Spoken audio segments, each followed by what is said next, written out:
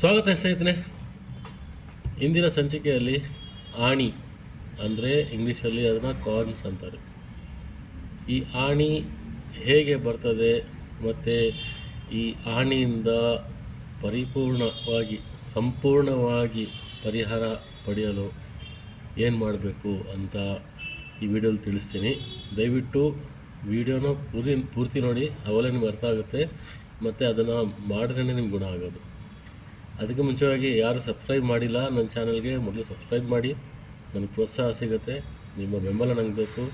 Like ಮಾಡಿ ಮತ್ತು ಯಾರ್ಯಾರಿಗೆ ಈ ಕಷ್ಟ ಇದೆಯೋ, ಈ ಪ್ರಾಬ್ಲಮ್ ಇದೆಯೋ, ಸಂಕಷ್ಟ ಇದೆಯೋ ಅವ್ರಿಗೆ ಈ ವಿಡಿಯೋನ ಫಾರ್ವರ್ಡ್ ಮಾಡಿ, ಅವ್ರಿಗೂ ಪರಿಹಾರ ಸಿಗಲಿ.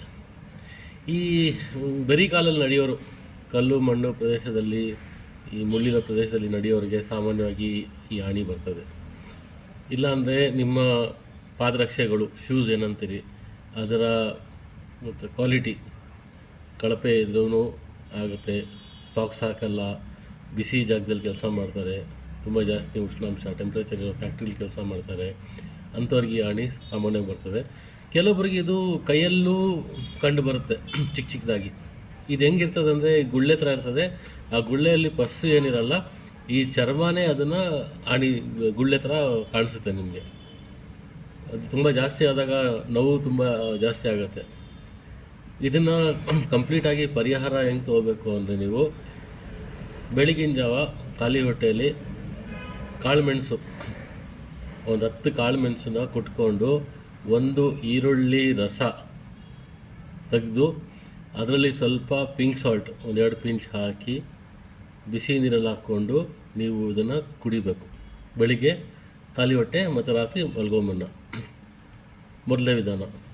ಎರಡನೇ ವಿಧಾನ, ಇದೇ ಈರುಳ್ಳಿ ಜ್ಯೂಸನ್ನು 1 ಸ್ಪೂನು, 1 ಚಮಚ ಜೇನುತುಪ್ಪ ನೀರಲ್ಲಿ ಬೆರೆಸಿ ಮಧ್ಯಾಹ್ನ ಹೊತ್ತು ಕುಡೀರಿ.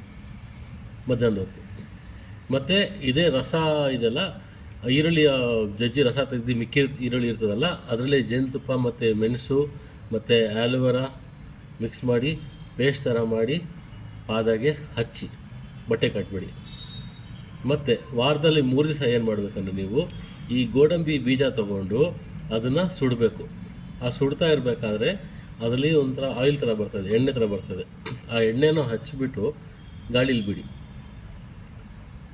ಈ ಥರ ನೀವು 2 ತಿಂಗಳು ಮಾಡಿದ್ರೆ ಪರಿಪೂರ್ಣವಾಗಿ ನಿಮಗೆ ಪರಿಹಾರ ಸಿಗುತ್ತೆ. ಮತ್ತು ಫ್ರೀ ಇದ್ದಾಗ ಬೆಳಗಿನ ಜಾವ ಇಲ್ಲ ರಾತ್ರಿ ಹೊತ್ತು ಬಿಸಿ ನೀರಲ್ಲಿ ಕಾಲು ಸ್ವಲ್ಪ 10 ನಿಮಿಷ ಇಟ್ಟಾಗ ಅದು ಸ್ವಲ್ಪ ಸಾಫ್ಟ್ ಆಗುತ್ತೆ. ಆವಾಗ ಮೇಲಿಂದ ಅದನ್ನು ಕೆರ್ದಿ ತೆಗಿತಾ ಇರಬೇಕು.